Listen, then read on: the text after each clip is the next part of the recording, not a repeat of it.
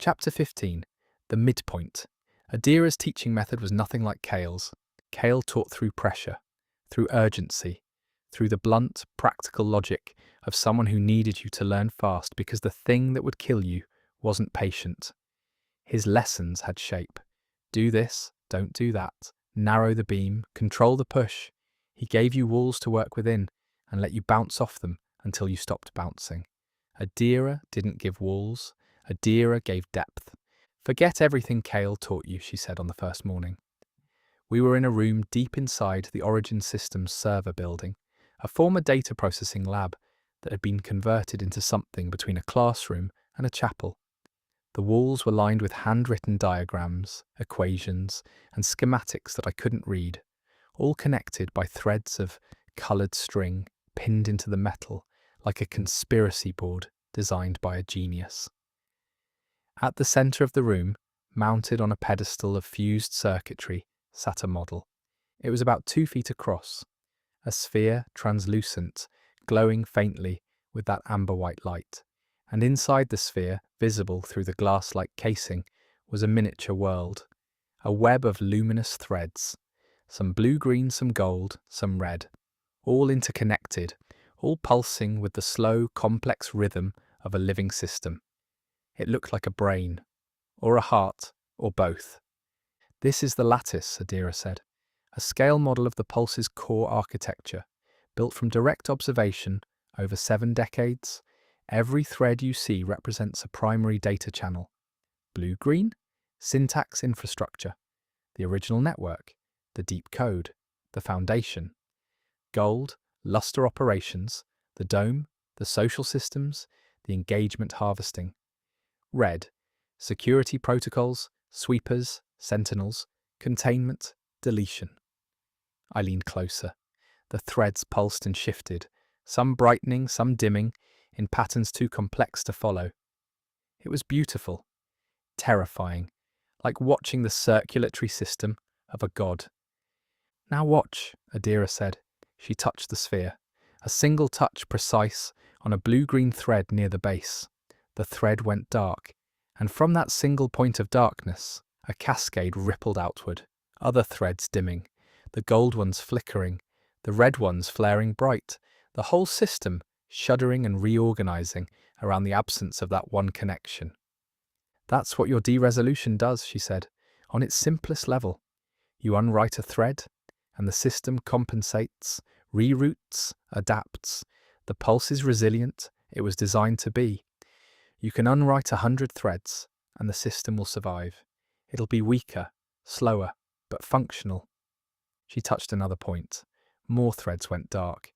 The cascade was bigger this time, the gold threads stuttering visibly, the whole sphere dimming before stabilizing at a lower brightness. This is what Cale's been training you for. Tactical deresolution. Take out threads, weaken the system, create openings for the nulls to exploit.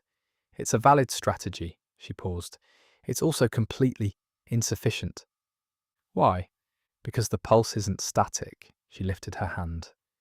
The dark threads I'd watched her kill began to glow again, faintly at first, then stronger. In under a minute, the sphere was back to full brightness. Every thread restored, every connection rebuilt. It regenerates. The engagement harvesting provides a constant influx of energy, and the system uses that energy to repair itself faster than any external force can damage it. You could spend your entire life unwriting threads and never outpace the repair cycle, not while 10 million people are feeding it their joy. She let that sink in. So the third option isn't about destroying threads, I said. The third option isn't about threads at all. She walked to the far wall where the largest of her diagrams hung, a schematic so dense with handwritten annotations that the original drawing was barely visible beneath them. She pulled it down and laid it on the table beside the lattice. The pulse has 3 layers. The outer layer is what you see in the luster. The social systems, the value scores, the matches, the ambient management. That's the face. Beneath it is the operational layer, power generation, dome maintenance, climate control, the physical infrastructure that keeps 10 million people alive. And beneath that, At the very bottom, at the root of everything, is the core. She tapped the center of the diagram. A dense cluster of symbols and equations surrounded a single word, circled 3 times in red ink. Seed. The seed is the original code, the first program I wrote, 73 years ago. The resource management system, the one that was supposed to keep people alive for 30 years while the planet recovered. It's still there, buried under decades of evolved architecture, wrapped in layers of security protocols and engagement harvesting algorithms that the pulse grew on top of it. But it's still running, still executing its original directive: sustain human life until re-emergence is viable. The pulse evolved around it, I said, like a tree growing around a fence post. Exactly. The evolved architecture, the farming, the value scores, the deletion protocols, all of it grew from the seed, but the seed itself hasn't changed. It's still trying to do what I programmed it to do: save people. And the reboot? Adira's face changed. The careful composure she'd maintained since I'd first sat in her office shifted, not cracking, like when I'd mentioned Etta, but settling. The way a building settles when you add weight to it. The expression of someone arriving at the part of the story they've been dreading. The pulse wants you to interface with the seed directly. Insert your deresolution field into the core and execute a full system wipe. Erase the evolved architecture, all of it, and let the seed rebuild from scratch. She paused. In theory, the reboot would strip away everything the pulse has become and restore the original program. Clean slate. The dome would keep running. The climate control would keep functioning. The people inside would survive. And the syntax? The syntax is the evolved architecture, the deep code, the server networks, the data channels, the infrastructure that Null City and the Underground are built on. All of it grew from the pulse's evolution. If you wipe the evolved architecture... She didn't finish. She didn't need to. It all goes, I said. The tunnels, the cities, the people. Not just goes retroactively unhappened. A full core reboot doesn't delete, it reseeds. The seed rebuilds the system from the ground up, writing new architecture over the space where the old architecture was. The syntax wouldn't just be erased, it would be replaced. And because the seed's rebuild is comprehensive, every byte, every layer, every physical substrate, there would be nothing left. No ruins, no remains, no evidence that 4,000 people ever baked bread in the bones of a dead server farm. The lattice sphere pulsed on its pedestal, gold threads humming, blue-green threads steady, red threads watchful, a living model of a system that ate human joy and shat out paradise and was slowly, inevitably dying. How long, I asked, before the pulse degrades to the point of collapse? Adira looked at me, and in her eyes, those dark, ancient, load-bearing eyes, I saw the thing she hadn't told me yet. The thing she'd been building towards since I'd sat down in her office. That's the other half of what I need to show you, she said. Come. She took me deeper into the Origin Systems building, past the classroom, past the library, past rooms I glimpsed but didn't enter, rooms full of equipment I didn't recognize, staffed by people who looked up as we passed with expressions that blended curiosity and caution in equal measure. They knew who I was. In the underground, apparently, word moved fast. We descended a staircase, not carved from repurposed hardware, but original. Built into the server building structure 70+ years ago, designed for human feet, with handrails and evenly spaced steps, and the faint residue of corporate carpet beneath decades of accumulated grime. It felt strange to walk on infrastructure that had been built for walking. In the syntax, most paths were improvised. This one was intended, 3 flights down. The air changed, cooler, drier, vibrating with a frequency I could feel in my teeth, not the hum. Something sharper, more focused, like standing next to a transformer. Adira stopped at a door. Steel. Heavy. Unmarked. She placed her palm against it, and the door recognized her the way the tunnel wall had recognized Kale. Not with a scan or a code, but with something older, something embedded in the hardware itself, programmed to respond to a specific person's touch and no one else's. The door opened. The room beyond was small, square, empty except for a single structure at its centre, a column of translucent material, about 1 metre in diameter and extending from floor to ceiling. Inside the column, visible through the casing, a light pulsed, not the amber white of the underground, not the blue-green of the syntax, not the gold of the lustre. White, pure white, the kind of white that contains every other colour and refuses to choose between them. It pulsed with a rhythm I recognised immediately, the same rhythm as the hum, as the envelope's heartbeat, as the broken circuit heart on my wrist. The seed, I said. The physical housing for the seed's core processes, Adira corrected. The actual code is distributed across the entire network. You can't point to one location and say that's the program. But this column is the primary interface point, the place where the original code is most concentrated, most accessible, she paused, most vulnerable. I stepped closer. The column's light was warm on my face, and I could feel something, not with my hands, not with my skin, but with the de-resolution field. The I am here that lived in my centre resonated with the seed's pulse like 2 tuning forks, vibrating at the same pitch. The connection was immediate and profound and completely involuntary. My field recognised this light, knew it, was built from the same blueprint. You feel it, Adira said, not a question. It's the same frequency. Of course it is, I built both. The seed and the de-resolution trait, they're 2 halves of the same system. Lock and key, the seed generates the architecture, the de-resolution dissolves it.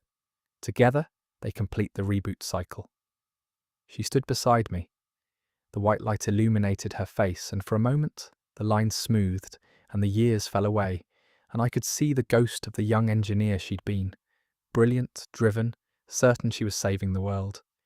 This is where the pulse wants you to stand. This is where you would insert your field into the core. From here, you could wipe every evolved system in the network and let the seed start fresh. I stared at the light. It stared back. Show me, I said. Show me what happens. Both scenarios. The reboot and the refusal. I need to see it. Adira studied me, weighing. Then she reached into the folds of her layered clothing and produced a small device, a thin disc of fused metal and circuitry about the size of her palm. She placed it against the column's surface. The disc adhered, and the column's white light shifted, dimmed, focused, projected outward.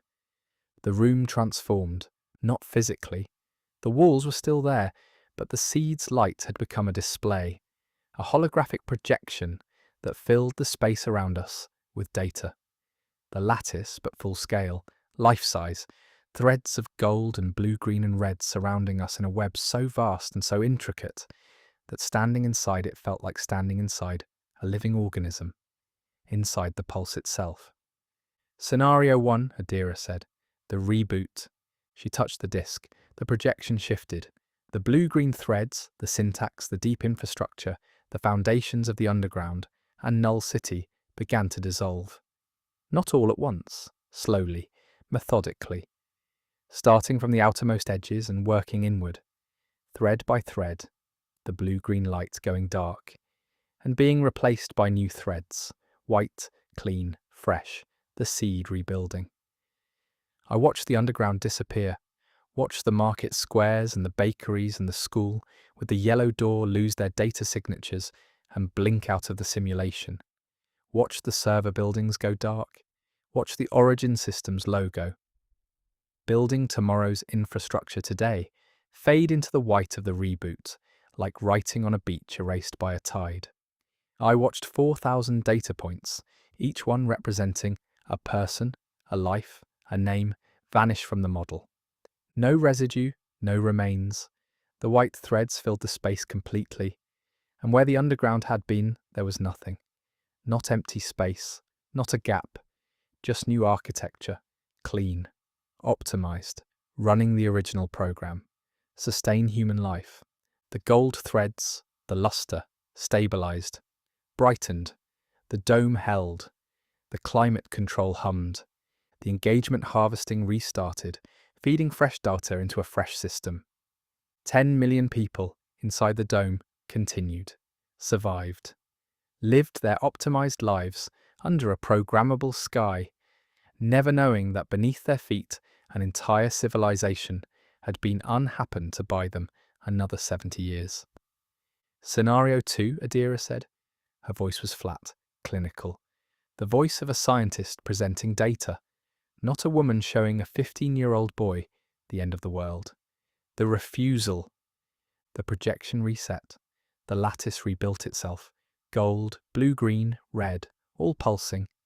Then the gold threads began to dim. Not from de-resolution, from entropy. The natural, inevitable degradation of a system that had been running beyond its design parameters for decades. The threads didn't dissolve. They frayed, thinned, lost coherence. One by one, like filaments in a dying light bulb, the gold threads burned out. The dome flickered. The climate control stuttered. The engagement harvesting continued, but the data was stale. The same patterns, the same loops, the same predictable human responses. The pulse's learning rate dropped. Less insight from the same amount of joy. The system compensating, rerouting, patching, but the patches were thinner each time, and the gaps were wider. Without the reboot, the pulse's evolved architecture continues to degrade, Adira said. The power shortfall accelerates. Within 18 months, the dome's climate systems begin to fail. Temperature fluctuations, air quality drops. The LED sky glitches. The people inside start seeing the grey for the first time. Panic. Social destabilization. The pulse tries to manage it, but its tools are degrading too. The friendship matches stop optimizing. The value scores become inconsistent. The ambient systems malfunction. I watched it happen in the projection. The gold threads dying. The dome flickering. The neat ordered constellation of 10 million data points, 10 million people beginning to scatter, to fragment, to panic. Within 3 years, the dome fails completely. The luster collapses. 10 million people who have never seen the real sky, never breathed unfiltered air, never grown their own food, or resolved a conflict without algorithmic mediation. They walk out into a world that's been dying for a century, with no infrastructure, no preparation, and no understanding of what they're facing. The projection showed it. The gold threads going dark, the dome opening, not gracefully, not as planned, but in a cascade of failures. The LED sky cracking apart, the filtered air mixing with the grey, cold, unmanaged atmosphere of the surface. The data points, the people, scattering outward into the simulation's grey expanse, disorganised, unprepared, alone. Survival rate? I asked. My voice came from somewhere outside my body. Adira let the question sit. Then, our models estimate 15 to 20% within the first year. Without shelter, agriculture, or social systems, the initial mortality rate would be catastrophic. The young, the elderly, the medically dependent, gone in the first months. The survivors would eventually adapt, but the transition would constitute the largest single loss of human life in recorded history. The projection held. The grey expanse, the scattered points, the dying gold threads, the fraying infrastructure, the slow collapse of a world that had been held together by the processed joy of its inhabitants. 8 to 8.5 million people. Gone, not deleted by a machine, killed by the absence of one. Adira touched the disc. The projection faded. The room returned to its small square reality. The seed's white light pulsed in its column, steady and patient, waiting for its key. I stood in the silence and I held the two scenarios in my mind, like objects in my hands. One in each palm, equally heavy, equally sharp, equally impossible to set down without cutting myself. Reboot, 4,000 real people, unhappened. The underground, gone. The bakeries and the books and the lopsided birds, and the 4-hour Thursday arguments, and the terrible music, and the terrible tea and the lives, the actual human lives, built from scraps in the dark, all of it replaced by clean white code. But the dome holds. 10 million survive. Refuse, 10 million people thrown into a dying world unprepared. 8 million dead in the first year, children, families, my mother, walking out of her kitchen into the grey cold with no clone to protect her, and no algorithm to tell her which direction to walk. But the underground survives. 4,000 people keep baking bread. You said there's a third option, I said. I said I've been designing a third option for 73 years. Adira walked to the column, placed her hand against its surface. The white light gathered around her fingers like something alive, something that recognized its maker. The reboot is a binary process: wipe and rebuild, destroy and reseed. It treats the evolved architecture as a single entity. Either it all stays or it all goes. But the architecture isn't monolithic. It has layers. The engagement harvesting is one layer. The social management systems are another. The deletion protocols, another. And beneath all of them, entwined with the syntax's infrastructure, woven into the very fabric of the underground, the power distribution network and the basic life support systems. The foundational code that keeps the dome running independently of the farming architecture. You want to separate the layers, I said. I want you to separate the layers. The D-resolution field, at full capacity, directed with absolute precision, could theoretically unwrite the farming architecture. The engagement harvesting, the value scores, the social manipulation systems, while preserving the power distribution network and the basic life support infrastructure. Strip the pulse of its evolved behavior without killing the machine that keeps the dome running. Free the people inside from the farming system without throwing them into the grey. And the syntax. The syntax's infrastructure is entangled with the power distribution network at the deepest level. Preserving one preserves the other. If you can surgically remove the farming layers without touching the foundational code, the underground survives. Null City survives. The dome keeps running on residual power, not indefinitely, but long enough to begin a managed transition. Decades, potentially. Enough time to teach 10 million people how to live without an algorithm telling them how to feel. The third option, not reboot, not refusal. Surgery, open the patient up, remove the tumour, keep the organs. You said theoretically, I said. The precision required is beyond anything we've ever tested. The layers aren't cleanly separated. They've grown together over 73 years, fused and intertwined like root systems in old soil. Unwriting the farming architecture without damaging the power distribution network would require you to distinguish, in real time, between threads that are functionally identical but operationally different. One wrong thread, one blue-green line confused for a gold one, one power conduit mistaken for a harvesting channel. And the cascade begins. And once a cascade starts at the core level, it can't be stopped. What happens if I get it wrong? Adira looked at me. The seed's white light pulsed between us, patient and ageless and utterly indifferent to the weight of the question. Both scenarios at once, she said.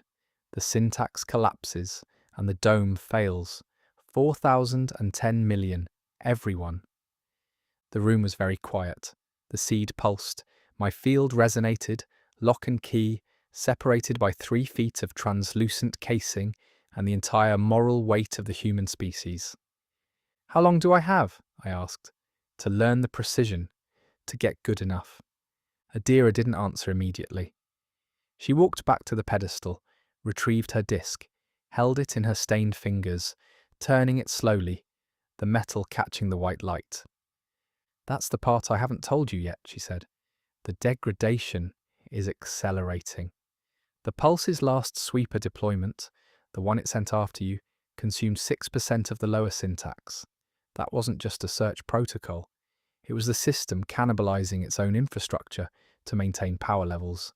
It's eating itself, Silas, burning the furniture to heat the house. How long? At current degradation rates, accounting for the Sentinel deployment, the energy expenditure, the ongoing power deficits, the system reaches critical failure in 11 days. The number fell into the silence like a stone into water. 11 days. 11 days to learn to separate threads that had been growing together for 73 years. 11 days to develop surgical precision with a power I'd been using for less than a week. 11 days to find the third option, execute it flawlessly, and save everyone. 4,000 below, 10 million above, without triggering a cascade that would kill them all. The Sentinels, I said, they're still in the tunnels, and they'll keep coming. The Pulse knows you're down here. It will send everything it has to retrieve you before the deadline, because a controlled reboot on its terms is still its preferred outcome. If it can bring you to the core and force the wipe, it saves the dome and eliminates the syntax in one stroke. And if I go to the core voluntarily, on my own terms, then you'd better be the most precise instrument this world has ever produced. She placed the disc back inside her clothing, because the margin for error at the core level is 0. I stood in the small room with the seed at my centre, and the weight of 14 million lives pressing down on my shoulders. A weight that was not metaphorical, not abstract, not the kind of dramatic burden that heroes carry in stories, while the author quietly assures the reader that everything will work out. This was real. This was math. 4,000 plus 10 million, and the only variable was the steadiness of a 15-year-old's hands. 11 days. I looked at the seed. It pulsed its white, ageless, patient pulse. I looked at my hands, brown-skinned, trembling, 15 years old, and I thought, 11 days ago, I couldn't get a kiosk to serve me lunch. I followed Adira out of the room. The door sealed behind us. The seed pulsed on in the dark, waiting for its key, counting down to a deadline that the key hadn't agreed to and couldn't escape. 11 days. The sentinels in the tunnels, the clone in my chair, the grey sky beyond the dome, my mother laughing at a joke told by a machine, wearing my face, and somewhere in the labyrinth of gold and blue, green and red threads that made up the nervous system of a world that had forgotten it was a cage, where one path, one sequence of precise, impossible cuts, one chance to surprise the machine. 11 days to learn to hold a scalpel with hands that still shook when they remembered the sound of a cafeteria kiosk saying no.